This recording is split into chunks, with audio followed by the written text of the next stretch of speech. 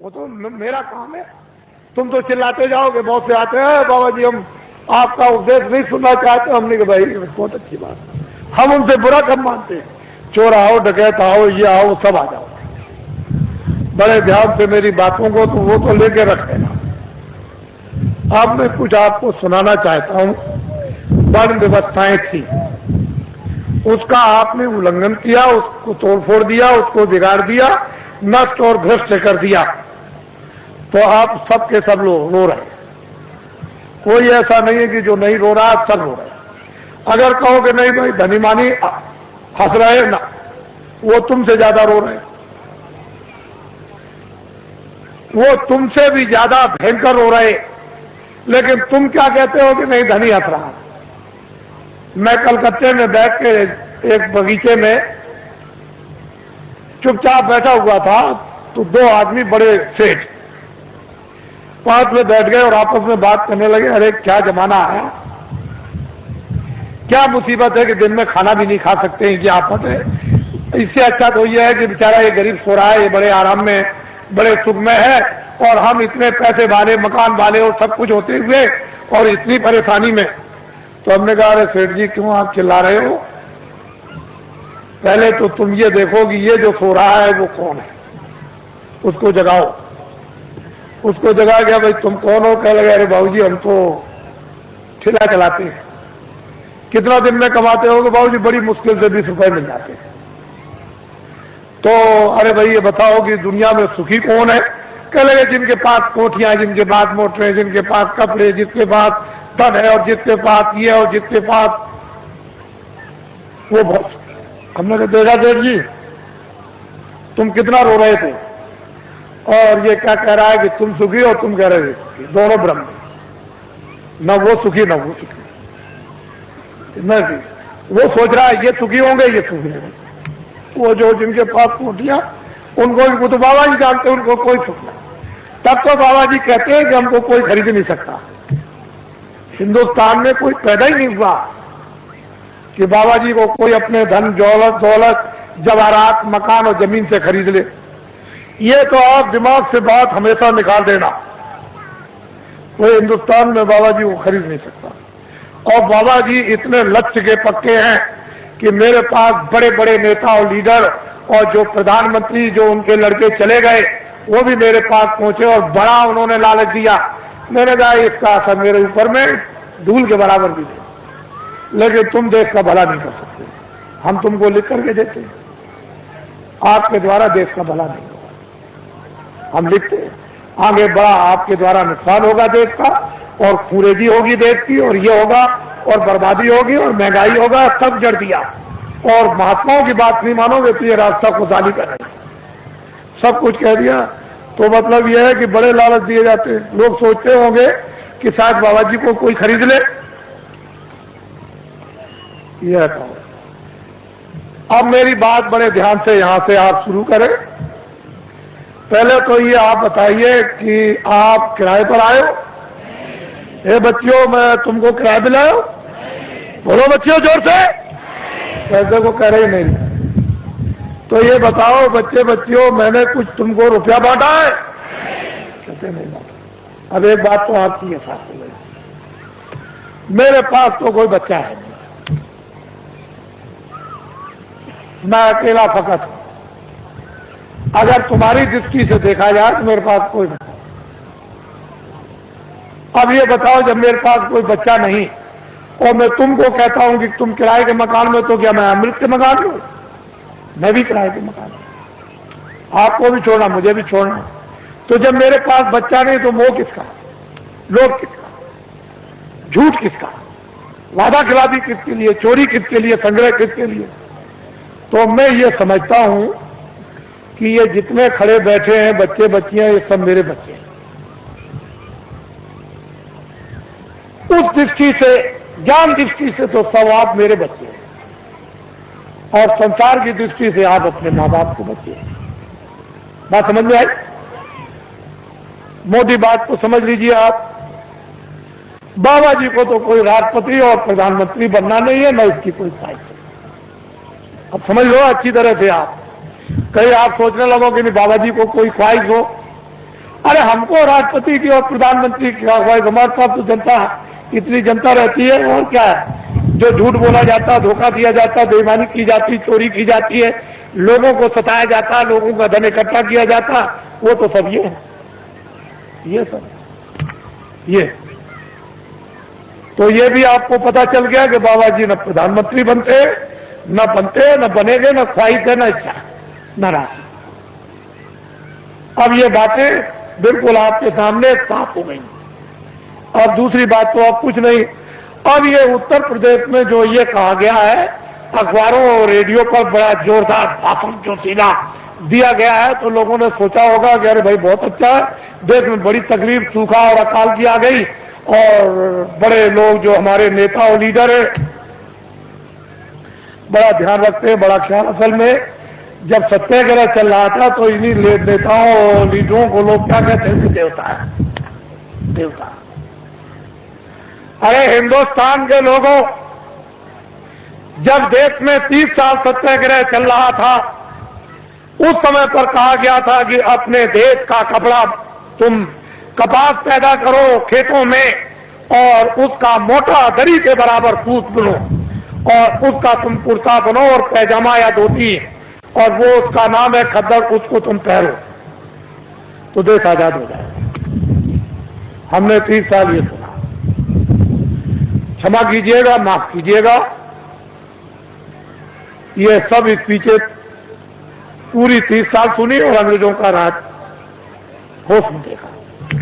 उनके कर्मचारी, अधिकारी और उनके अगर कहीं कोई घटना हो जाए, कहीं पर कत्ल की घटना हो जाए, तो सारे जिले के अधिकारी टूट पड़े, मजा ले। लेकिन क्या,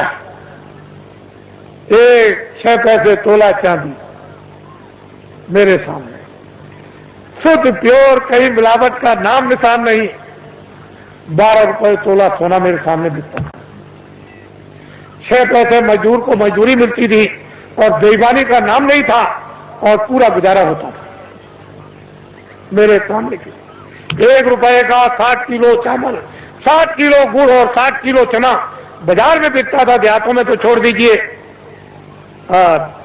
सब लोग, ये इनकी व्यवस्थाएं बनाई हुई थी कि 1 इंच की भी जमीन किसी के पास नहीं है तो बड़ा ही तुम चले आओ खेत में, एक बोझा बांध लो, लोहार बांध लो, धोबी बांध लो, ब्राह्मण बांध लो, जिसके पास जमीन नहीं खेत में आ जाओ, 1 गट्ठा बांध के, और 100 घर गांव में हुए तो 100 गट्ठे उसके 1 फसल करो गए। 2 फसलें होती थी 6 महीने के बाद। 100 गट्ठे धोबी, 100 गट्ठे बड़ई, 100 गट्ठे नाई, 100 गट्ठे ब्राह्मण, ये बांधते थे। और उस वक्त में 1 गट्ठा वो तो 200 गट्ठे हो गए एक के पास। क्या जरूरत है उसको खेती जोतने की और खेती रखने की, उसका तो पूरा। और ये हमारे छत्री और ब्राह्मण चुपचाप बच्चों को भेज दें, चले जाओ नाई के पास अनाज है, बड़ई के पास रखा हुआ, धीरे से सफाई पर ले आओ, और ये चुपचाप भेज करके बच्चों को अनाज रात को अंधेरे में कि हम फसल आएगी घर में अब नहीं है तो जाओ ले आओ, और मैं ब्याज के सफाई पर दे देंगे। हमने देखा ब्याह शादी में ये छत्री और ये ब्राह्मण उन छोटे लोगों के काम, कपड़ा देना, ये देना, वो देना, अनाज देना, दूध देना, और फिर घी देना, लकड़ी देना, किसी तरह की छोटे को कोई तकलीफ नहीं हो पाती। हमने देखा कोई छोटों के साथ अन्याय तो कर ले, हम देखते तो हमने देखा 30 साल सत्याग्रह देखा। क्षमा कीजिएगा, 48 में आजादी मिली, 5000 भी हिंदुस्तान में कदर करने वाले नहीं थे। समूचे हिंदुस्तान में पाकिस्तान को भी मिला दिया जाए, उसमें भी, और लंका को भी मिला दिया जाए, तो 5000 हिंदुस्तान में कदर करने वाले नहीं थे। जब ये कहा गया कि देश आजाद हो गया, कदर कर लो, कहने लगे हम नहीं करेंगे, अपने घर और मकान कौन जलवाएगा, कौन बर्बाद कराएगा, इतना खौफ था। और एक दिन की आवाज पर इन बच्चों ने 1 करोड़ ने स्टार्ट कर, चलो जंगलवासियों, चलो चलो जंगलवासियों, आप अपनी जगह पर रहो बच्चों, वही धीरज के साथ सब लोग उसी जगह बैठे रहो, अपनी अपनी जगह पर बैठे रहो।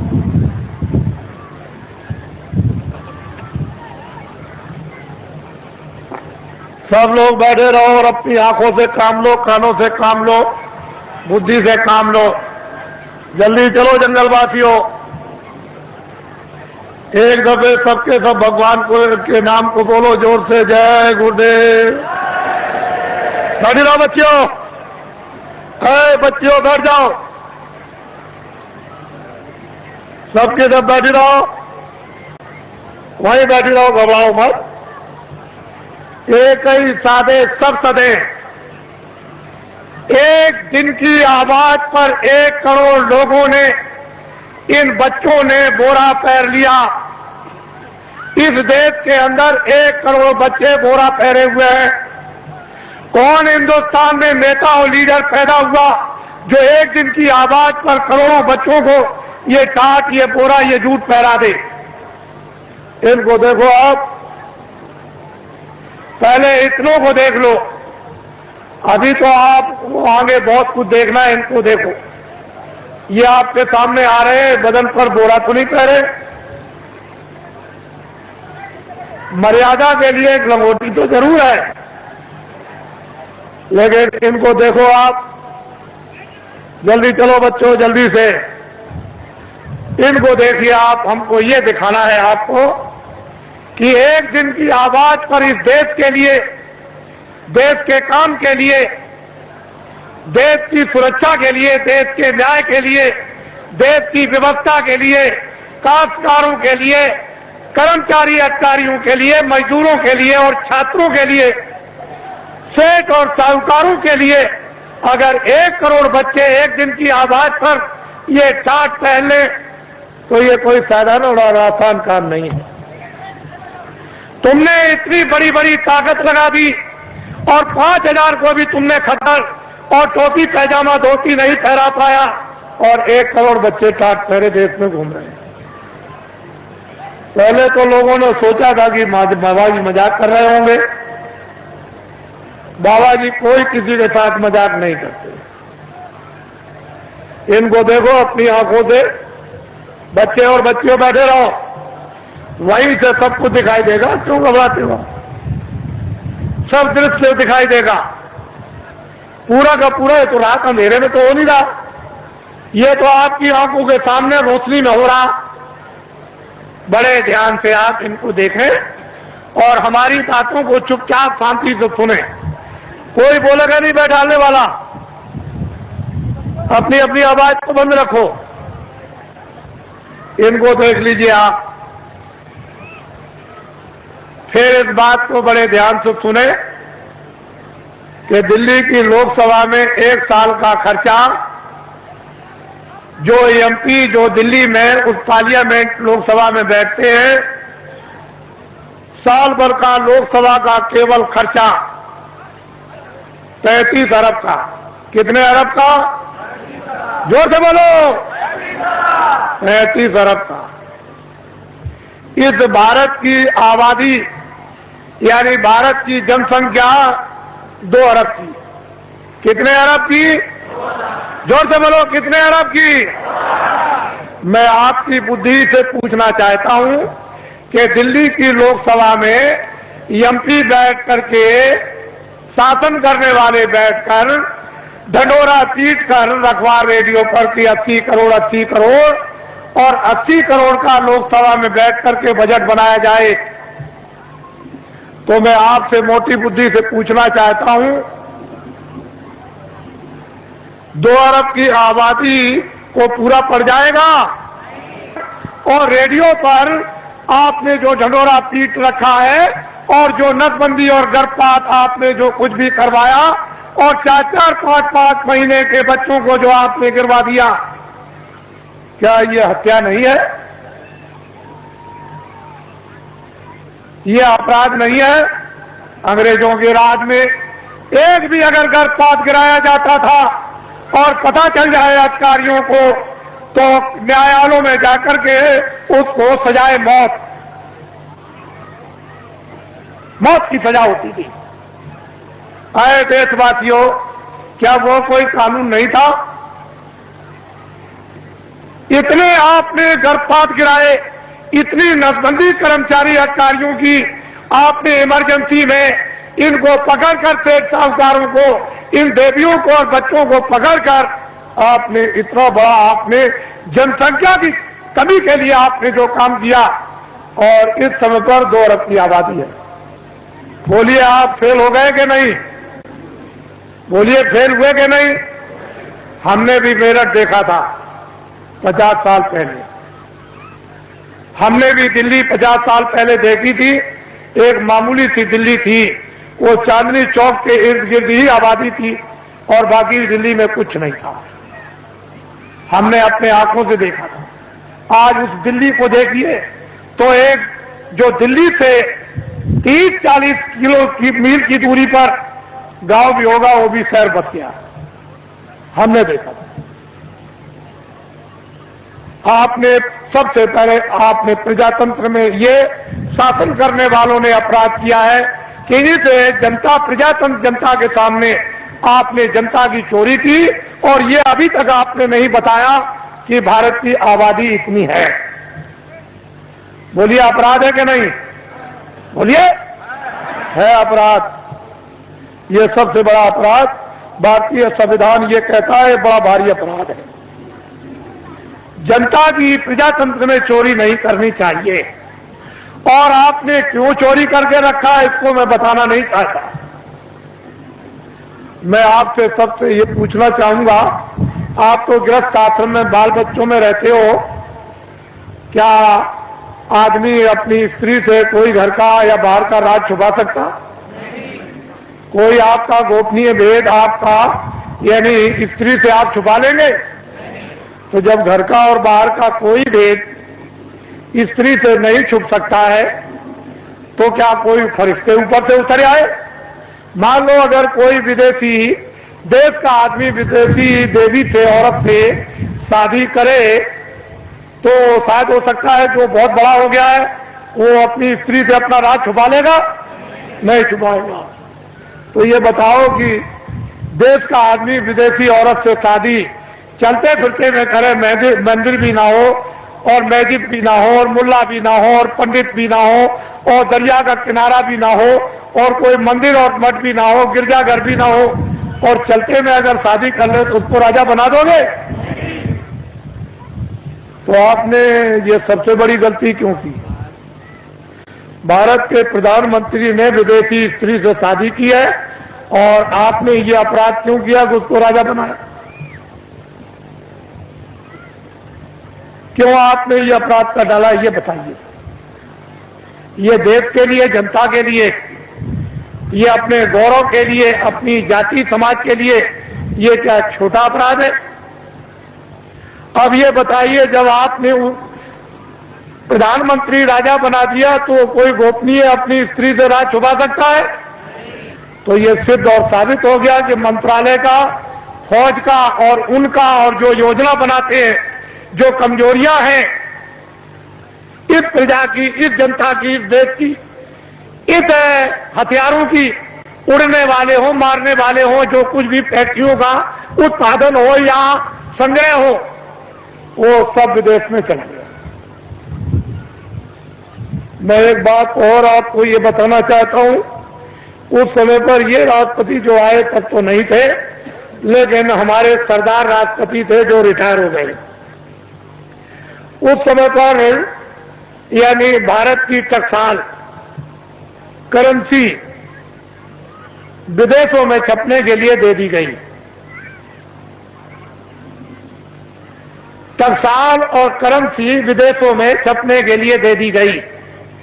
भारत का संविधान और भारत की नीति, आप एमएलए और एमपी, और मतलब यह है कि जो भी संसद सदस्य हो वो राष्ट्रपति से शपथ ग्रहण करते हैं कि हम अपने भारत का, भारत की जनता का, भारत के विकास का और फौज का और फौज के सामान का हम कोई भी प्रतिज्ञा करते हैं गोपनीय भेद किसी विदेशी को नहीं बताएंगे और अपनी करेंसी किसी विदेश में नहीं छपवाएंगे।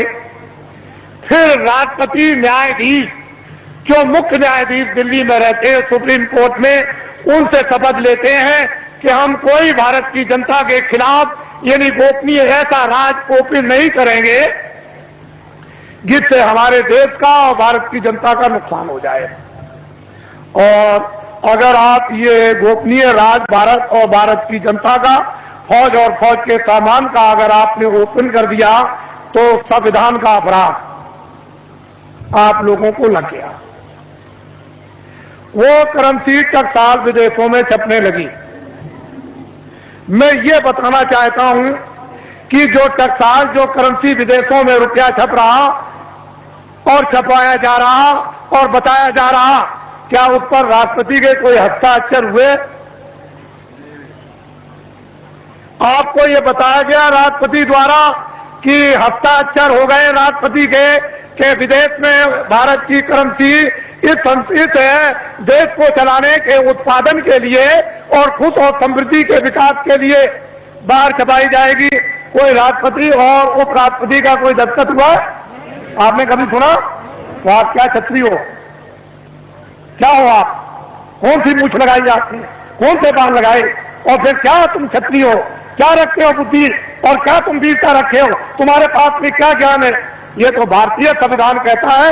इतना बड़ा राष्ट्र इस भारत की जनता के साथ, विकास के साथ और देश के कानून के साथ ये पूरा जो इसका खिलवाड़ किया गया, ये क्षमा योग नहीं है। मैं कुछ नहीं कहना चाहता। आपकी तकलीफ जो इस मंच पर पटकते हो, दर्दों को, उसकी वजह से मुझको ये सब आपके सामने आना पड़ा। और मैंने तो अभी कुछ नहीं कहा, इसमें क्या मसाला भरा हुआ आपको तो कुछ मालूम नहीं है। ये तो को बताना चाहता हूं, वो संसद सदस्य जिनको आपने चुन करके विधानसभाओं में और लोकसभा में भेजा, उन्होंने इस पर आलोचना क्यों नहीं की? वो तो ज्ञानी थे, वो तो तुम्हारे भेजे हुए थे, तुम्हारे नुमाइंदे थे कि तुम्हारी तरफ से, तुम्हारे देश की तरफ से, तुम्हारे कानून की तरफ से, तुम्हारे उत्पादन की तरफ से, तुम्हारी खुशहाली की तरफ से बोलेंगे। तो वो संसद सदस्यों ने क्यों नहीं कहा? क्यों नहीं शोर मचाया? उनको दिल्ली में शोर मचाने की जरूरत नहीं, लखनऊ में शोर मचाने की जरूरत नहीं। वो लौट करके आते और जनता में शोर मचाते।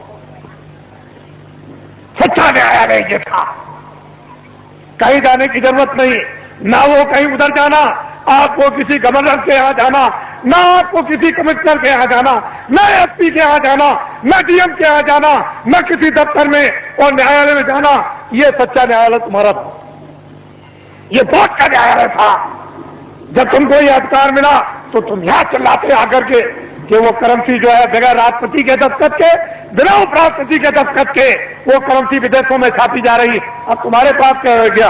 ये भी नहीं है, लंगोटी भी उतर जाएगी, ये भी चली जाएगी हाथ से। और वो कत्लेआम होगा जो बाबा जी पहले से सुनाते चले आए। सरेआम बाजार में कोई भी तुमको देखने वाला नहीं होगा। तुम्हारी बहु बेटियों को जब लोग खींच करके ले आएंगे और सड़कों पर डाल लेंगे, तब तुम कहोगे चलो बाबा जी के पास दौड़े। ये काम आएंगे आज से, ये खड़े हुए ये काम आएंगे, यही आपके काम आएंगे।